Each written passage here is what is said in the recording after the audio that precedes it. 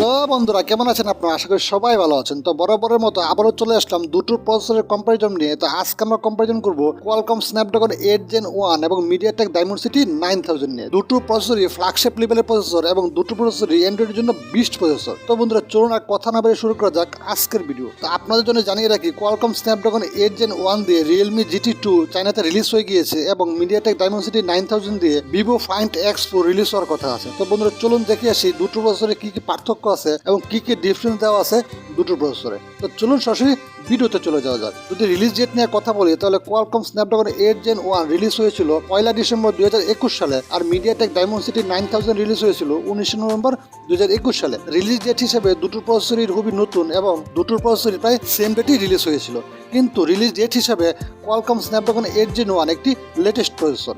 যদি সিপিইউ এবং CPU clock speed নিয়ে কথা বলি, তাহলে দুটো প্রসেসরই ট্রাইকাস্টার আর্কিটেক্টের তৈরি। এদিকে কোয়ালকম স্ন্যাপড্রাগন 8 Gen 1 এ ব্যবহার করা হয়েছে একটি কোর হাই পারফরমেন্সের জন্য, 3টি কোর লো পারফরমেন্সের জন্য এবং 4টি কোর এফিসিয়েন্সি টাস্কের জন্য। কোয়ালকম স্ন্যাপড্রাগনে একটি কোর ব্যবহার করা হয়েছে ARM Cortex X2 যা 3.0 GHz এর, 3টি কোর ব্যবহার করা হয়েছে ARM Cortex A710 যা 2.5 GHz এর এবং 4টি কোর ব্যবহার করা হয়েছে ARM Cortex A510 যা 1.8 GHz এর। এদিকে মিডিয়াটেক ডাইমেনসিটি 9000 এ একটি কোর ব্যবহার করা হয়েছে ARM Cortex X2 যা 3.05 GHz এর, 3টি কোর ব্যবহার করা হয়েছে ARM Cortex A710 যা 2.85 GHz এর এবং 4টি কোর ব্যবহার করা হয়েছে ARM Cortex A510 যা 1.8 GHz এর। দুটো প্রসেসরই সিপিইউ এবং সিপিইউ ক্লক স্পিড প্রায় সেম, কিন্তু মিডিয়াটেক ডাইমেনসিটি 9000 এ হাই পারফরমেন্স এবং লো পারফরমেন্সের যে ক্লক স্পিড আছে সেটা সামান্য বেশি কোয়ালকম স্ন্যাপড্রাগন 8 Gen 1 থেকে,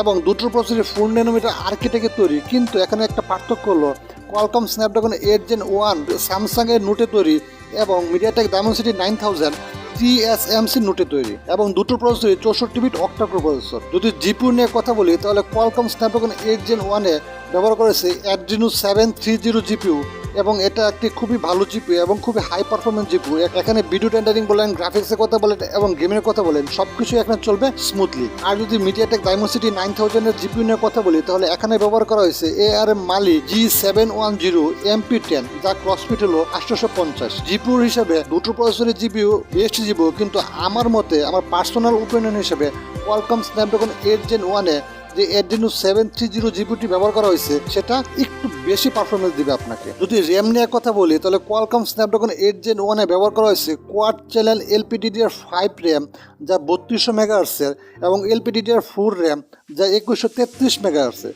এবং এখানে আপনি সর্বোচ্চ 16 GB পর্যন্ত র্যাম দেখতে পারবেন। আর মিডিয়াটেক ডাইমেনসিটি 9000 এ ব্যবহার করা হয়েছে কোয়াড চ্যানেল র্যাম, যেখানে LPDDR5X র্যাম ব্যবহার করা যাবে যা 7500 MHz এর এবং LPDDR5 র্যাম ব্যবহার করা যাবে যা 3200 MHz এর এবং LPDDR4X র্যাম ব্যবহার করা যাবে যা 2133 MHz এর, এবং এখানে সর্বোচ্চ 20 GB পর্যন্ত র্যাম দেখা যেতে পারে। র্যাম সাপোর্ট হিসেবে মিডিয়াটেক ডাইমেনসিটি 9000 অনেকটাই এগিয়ে আছে কোয়ালকম স্ন্যাপড্রাগন 8 Gen 1 থেকে। যদি স্টোরেজ নিয়ে কথা বলি, তাহলে কোয়ালকম স্ন্যাপড্রাগন 8 Gen 1 এ eMMC 5.1 থেকে শুরু করে UFS 3.1 পর্যন্ত সাপোর্ট করবে। ঠিক সেম মিডিয়াটেক ডাইমেনসিটি 9000 এও eMMC 5.1 থেকে শুরু করে UFS 3.1 পর্যন্ত সাপোর্ট করবে। যদি ক্যামেরা সাপোর্ট নিয়ে কথা বলি, তাহলে স্ন্যাপড্রাগন 8 Gen 1 এ ট্রিপল ISP ক্যামেরা সাপোর্ট দেওয়া হয়েছে। যদি এখানে ট্রিপল ক্যামেরা ব্যবহার করা হয়, তাহলে 36+36+36 মেগাপিক্সেলের ট্রিপল ক্যামেরা দেখতে পারবেন। যদি ডুয়েল ক্যামেরা দেওয়া হয়, তাহলে 64+36 মেগাপিক্সেলের ডুয়েল ক্যামেরা দেখতে পারবেন। আর যদি সিঙ্গেল ক্যামেরা দেওয়া হয়, তাহলে এখানে 108 মেগাপিক্সেলের সিঙ্গেল ক্যামেরা দেখতে পারবেন। এখানে ZSL এবং MFNR দুটোই সাপোর্ট করে এবং আপ টু এখানে 200 মেগাপিক্সেল পর্যন্ত ক্যামেরা দেখতে পারবেন। আর মিডিয়াটেক ডাইমেনসিটি 9000 এ ট্রিপল ক্যামেরা দেখতে পারবেন 32+32+32 মেগাপিক্সেলের ট্রিপল ক্যামেরা সাপোর্ট করবে, 64+32 মেগাপিক্সেলের ডুয়েল ক্যামেরা সাপোর্ট করবে। যদি সিঙ্গেল ক্যামেরার কথা বলেন, তাহলে সর্বোচ্চ এখানে 320 মেগাপিক্সেলের ক্যামেরা দেখা যেতে পারে। ক্যামেরা সাপোর্টের দিক থেকে কোয়ালকম স্ন্যাপড্রাগন 8 Gen 1 আমার কাছে একটু এগিয়ে আছে, কারণ এখানে ট্রিপল ISP এবং 18 বিট সাপোর্টেড দেওয়া হয়েছে। যদি ভিডিও রেকর্ডিং সাপোর্টের কথা বলি, তাহলে কোয়ালকম স্ন্যাপড্রাগন 8 Gen 1 এ 8K ভিডিও রেকর্ড করা যাবে 30 ফ্রেম পার সেকেন্ডে, 4K ভিডিও রেকর্ড করা যাবে 120 ফ্রেম পার সেকেন্ডে এবং 1080 পিক্সেলের ভিডিও রেকর্ড করা যাবে 240 fps পার সেকেন্ডে এবং 720 পিক্সেলের ভিডিও রেকর্ড করা যাবে 960 ফ্রেম পার সেকেন্ডে। কিন্তু মিডিয়াটেক ডাইমেনসিটি 9000 এ 4K ভিডিও রেকর্ড করা যাবে 60 fps এ, 1080 পিক্সেলের ভিডিও রেকর্ড করা যাবে 120 fps এ এবং 720 পিক্সেলের ভিডিও রেকর্ড করা যাবে 240 fps এ। এখানে